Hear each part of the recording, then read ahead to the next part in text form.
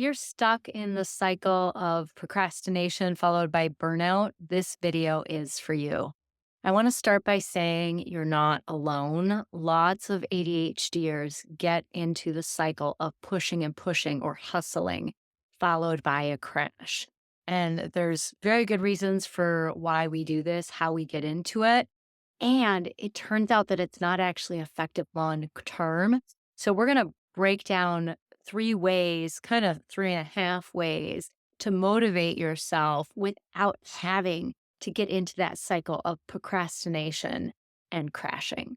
So, a lot of us growing up learned to overfunction as a way to mask our ADHD. It probably looked like this, right? You pushed, you studied extra hard, you worked extra hard at any kind of task just to make sure that you got stuff done. And some of it was you didn't want to get in trouble. Some of it was maybe you wanted good grades or there was some kind of external reward. But a lot of times we just didn't want to get in trouble. And many of us didn't even know we had ADHD, but that's just how we learned how to get by was this cycle of over functioning. But a lot of times over time, that pushing and pushing starts to lead to a crash because as we age, as we're no longer children, we don't have boundless energy. And so we push and push, we hustle, and then we crash and shut down. And what's actually happening when you do that is you are getting into your fight or flight response. I mean, sure, we all need a little bit of sympathetic nervous system activation, which the fight or flight response is part of the sympathetic nervous system. We all need a little bit of that activation to get ourselves to do stuff. It's just that when we get into that cycle of over functioning and pushing, it's too much. And then that's why we crash because essentially our nervous system shuts us down and is like, nuh-uh, rest. Absolutely not. And that's a problem because when we are dysregulated, and you probably heard me say this before if you've been listening or watching, when we are dysregulated, it is hard to focus. And the reason is when you are dysregulated, when you're in your fight or flight response or your shutdown response, that means your body only is concerned about survival. The only priority is survival. And so everything else gets deprioritized. That means including healthy organ function, like things like digestion, immune system, reproductive system, but also things like your launch, being creative, and something we need as entrepreneurs. Possibly even just being able to do your podcast or record a video. When you are in those protective responses, it's going to be much harder to focus on those things and feel motivated to do them because everything else inside you is like, oh no, have to protect, need to stay safe, must survive. And so that's why this cycle is ineffective. And like I said, we come by it honestly. This is what we learned to do. Our younger selves figured out, like, if I do this, I can at least get stuff done. Like, it at least lets me get enough stuff done so I'm not in trouble and I get by in life and maybe even do well. A lot of us overfunctioners also happen to be high achievers. You've heard me talk about that. And because this isn't effective, I want to talk about three other ways that you can motivate yourself with ADHD. And it's really three and a half because the last one has an extra little bonus piece in it. The first is to regulate your nervous system. Like I said, if you're dysregulated, if you're in your fight or flight or shutdown response, you're going to have a hard time getting yourself to focus on social media content, your podcast, writing your list, sending out emails, paying your VAs or whatever it is, right? You're going to have a hard time doing it because your brain, your body are prioritizing survival. So, in order to be able to feel motivated for other things, it's important to regulate your nervous system. And I talked about this in other videos. Regulating your nervous system from the shutdown response, any movement at all will help. From the fight or flight response, fluid movement with breath. My favorite for both of those is something called volcano breathing, which comes from yoga calm, where you bring your hands together in front of your heart. And on an inhale breath, reach your arms up overhead. As you exhale, bring your arms down, around, back by your side, and back to center. And then you repeat that. I find that that can help you regulate from both states. So, nervous system regulation is actually key to motivation because if you don't feel safe in your body, then you're going to have a hard time getting yourself to do anything other than survive. The second one that I want to talk about today is tapping into your interest based nervous system. Neurotypical folks, people who do not have ADHD, who do not have autism, neurotypical folks don't have other things. They are more easily motivated by something being important, whether it's important to them or important to someone else, as well as by rewards and consequences. Now, that doesn't mean with ADHD, you're never motivated because something's important, or you are never motivated because by a reward or a consequence. It just means that those things are less likely to motivate you consistently or in the same way. Instead, you can motivate yourself by interest. Because of how our brains are wired, we have limited access to dopamine. Dopamine is often looked upon as the pleasure hormone or the pleasure neurotransmitter. It's actually a neuromodulator, but it's more looked upon as that. But dopamine is actually also essential for executive function, the stuff that the prefrontal cortex does, this front part of your brain, which is like the CEO of the brain for directing tasks and planning and getting yourself to do stuff. It plays a key role in motivation. And if because we have ADHD, we have limited access, then it makes sense. We are more likely to do stuff when it's already interesting because then we're not trying to get ourselves like, okay, here we go, because we're already excited about it. So there's lots of ways that you can make something interesting. You probably already figured some of this out as a kid, right? Because I don't know if anyone else got this, but it was like, oh, you can focus on your video games or your book just fine. But when it comes to your history homework, you wait until the last minute. For me, it was history. For you, it might have been math. But it's because for me, history was boring the way they taught it. And for you, it could have been something else. But you figured out that you could do things that were interesting. In fact, maybe you even went into a field of study if you did post secondary education because of your interest in it, and perhaps had a hard time with some of the gen ed classes because they were boring, but could get yourself to do your upper division classes that were in your major because it fascinated you. You were interested. So sometimes that works, but not everything we have to do as entrepreneurs, not everything we have to do as humans is inherently interesting to all of us. For me, folding laundry, not interesting, even in the slightest. Like, worst task ever. Okay, not really, but it's not at all interesting to me. I think it's a waste of time, except that then if I don't fold my laundry, I'm digging through a laundry bin of clean laundry that's now more wrinkled, trying to find matching socks. So that's not fun. So it's not a complete waste, but folding laundry, not interesting for me. Doing my bookkeeping, not interesting for me, which is funny because my first major in undergrad was accounting, and I ended up being an actuary doing financial analysis and pricing. Who knows? But for whatever reason, now in my life, right? So it can change. That stuff isn't interesting to me. So when something is not interesting, but you still have to do it, well, first of all, you can figure out, do you still have to do it?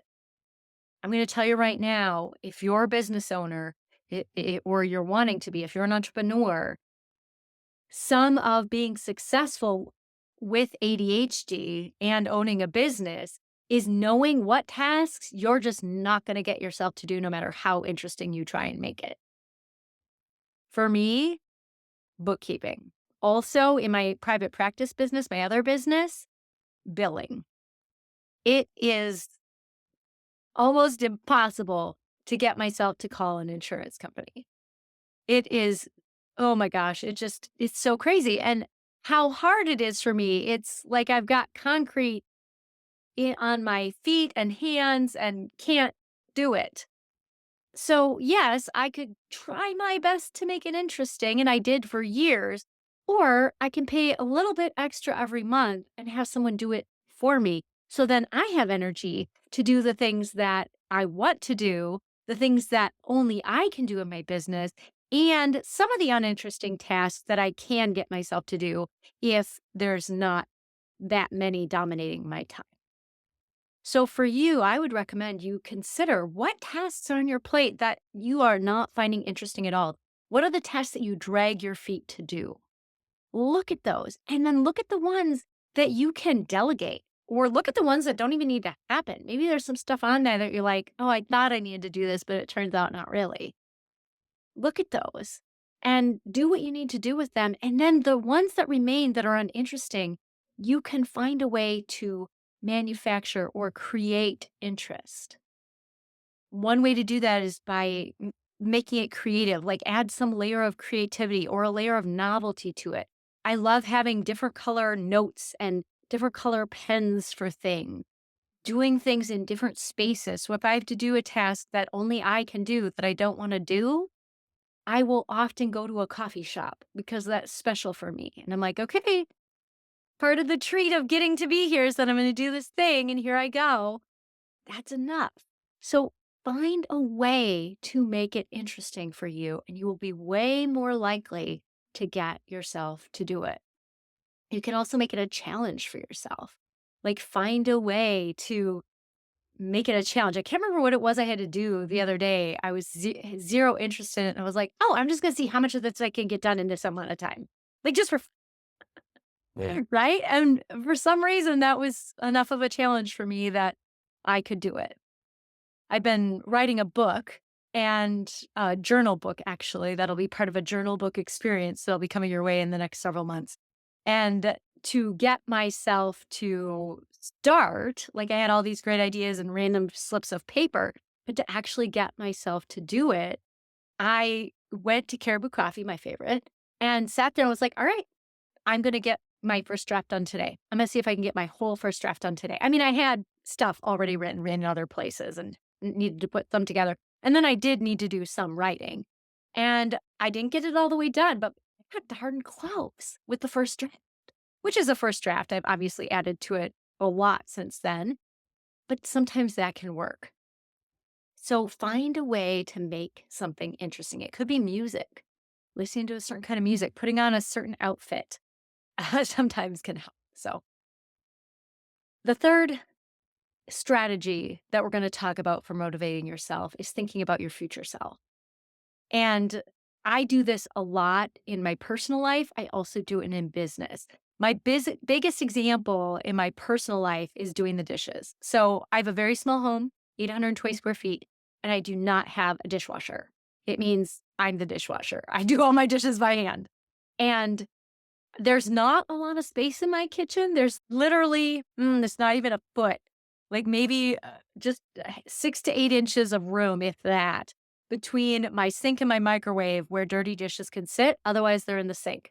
And that is literally the only spot I have for them. So I sometimes before bed will be like, oh, I'll do those in the morning, which means then I have to do them in the morning, which steals from my morning routine, which is just like sacred special time for me and is less fun. But at least I'll do it because I have to do it so that I can get ready and do my morning stuff. Sometimes I'll think to myself, you know what? My slightly future self, morning Jen, is going to love that I did these dishes now. And it often only takes like 5 minutes, 10 at most, because it's just me. I'm here alone. Sometimes, I mean, I have to wash the cat food dishes, but that's it. And there's two. And so a lot of times it only takes 5 to 7 minutes, 10 at most. And I can say to myself, you know what? Tomorrow morning, I am going to be so grateful that I did this. So I'm going to give my future self a treat and do these dishes now. And I'm going to tell you what, never once in the morning have I gone, oh, yeah, I didn't even notice I did those dishes. Every time I come to the sink, I think, oh my gosh, thank goodness I did that. Wow, that was so special.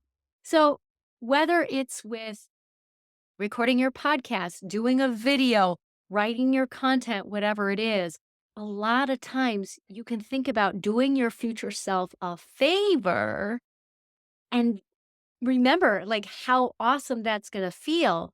And that can be enough to motivate you to do it. Now, my 3.5 is that as part of this, and this kind of goes with the previous one, is consider what actually needs to be done. So, one other way to consider your future self is to lighten her load. When you're looking at your to do list or your whatever you have that helps you keep track of the things you need to do, think about, does she really need to do that? Does anyone need to do that? We already talked about delegating stuff that is not in your wheelhouse or that's not interesting to you, but what about also really looking at your priorities and helping your future self out to not have to do so much? Really take a look and say, is this even something that aligns with my vision for my business? Does this align with my values? Does this align with what I want for my life? And if not, take it off the list. Now, don't get me wrong. I understand that you might be tempted to take things like doing dishes off the list, or maybe you choose to buy a dishwasher. I don't have space for a dishwasher, but that's fine to find other ways to get the same thing done. But there's some stuff that just needs to be done. Someday you're going to have to do your laundry, unless you're the kind of person who is going to wear something once, wash it and donate. Well, see, then you're washing it, right? Because you can't donate dirty clothes. I would hate to hear that you wear everything once and throw it away. That would be heartbreaking. I don't think you're the kind of person who does that if you follow me, but there's some stuff that's just going to have to be done. And so if you can remember those things, but then look at other stuff and be like, oh, okay. One of my sister's nieces figured out that she hates matching socks. So she just puts all of her socks in a bin. And then that morning, she just wears one of her socks and they don't always match. I mean, she mostly wears athletic socks, so it doesn't matter because they tend to be about the same size. But she doesn't care because it's in her shoe anyway. No one's even going to know. So maybe matching socks is something you can let go of. Maybe posting every single day on Instagram or TikTok you let go of and you go for quality over quantity. Whatever it is, think about your future self, both in terms of doing stuff to set herself up for success, to set her up for success, but also think about, like, does she actually need to do this? Do we actually need this? Because yes, that doesn't necessarily motivate you because you're like, oh, not doing something.